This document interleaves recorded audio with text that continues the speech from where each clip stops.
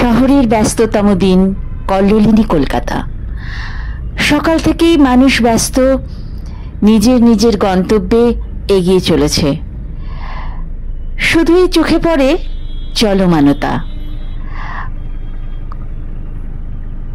নিজের দিকে তাকিয়ে ভাবি, আমার ভেতরের আমিটাকে আজ আর যেন খুঁজে পাই না। অফিসের ব্যস্ততা, স্টুডেন্টদের পড়াশোনার ব্যস্ততা, কম্পিটিশন, চাকরির ক্ষেত্রেও তাই এগিয়ে চলা, শুধু এগিয়ে চলা। কখনো কখনো মনে হয় বোধহয় রবীন্দ্রনাথের ভুল স্বর্গে এসে পড়েছি। তাই আমাদের প্রত্যেকেরই উচিত আমাদের কিছুটা সময় একান্তভাবে নিজের জন্য দেওয়া। তো আজকে আমি ঠিক সেটাই করতে চলেছি।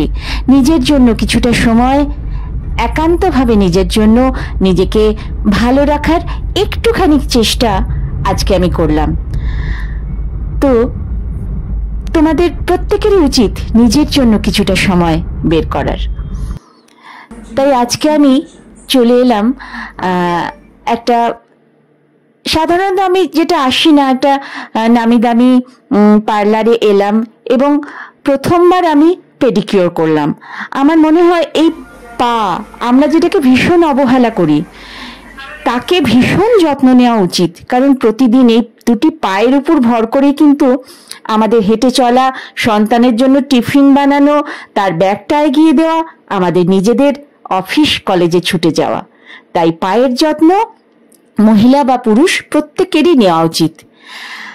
যাই হোক, তো কিছুটা সময় নিজের জন্য দিলাম, বেশ ভালো লাগলো।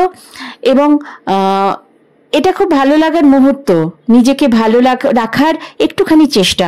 কারণ আমরা নিজেকে যদি নিজেরা ভালো রাখতে পারি, তাহলেই আমাদের পরিবার, আশেপাশের সবাইকে আমরা ভালো রাখতে পারবো। আর সেই সঙ্গে আজকে আমি আমার চুলেরও যত্ন নিলাম, একটুখানি হেয়ার স্পা করলাম।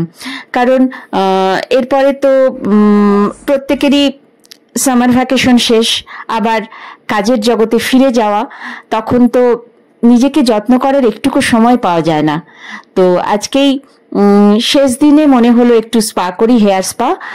তো সেটাও বেশ ভালো লাগলো। আমি তো বেশ হ্যাপি হয়ে গেলাম, নিজেকে একটুখানি ভালো রাখলাম, যাতে সামনে আবার যে ব্যস্ততম দিনগুলো আসবে, সেই দিনগুলোতে নিজেকে যেন ভালোভাবে খাপ খাইয়ে নিতে পারি। আমি যেন ভালো রাখতে পারি আমার সন্তানকে, আমার পরিবারকে, আমার কাজের জায়গায় আমি যেন 100% দিতে পারি। তো সব কিছুর জন্য নিজেকে ভালো রাখা, তারপর আমাদের পরিবারকে ভালো রাখা এবং সমাজকে ভালো রাখা, সমাজের জন্য কিছু করা, গরিব দুঃখী মানুষের পাশে থাকা এবং তাদের জন্য ভাবা, কিছু করা। আজকের ভিডিওটা এই পর্যন্তই। দেখা হচ্ছে আবার একটা নতুন ভিডিও নিয়ে। সবাই সুস্থ থাকবেন, ভালো থাকবেন।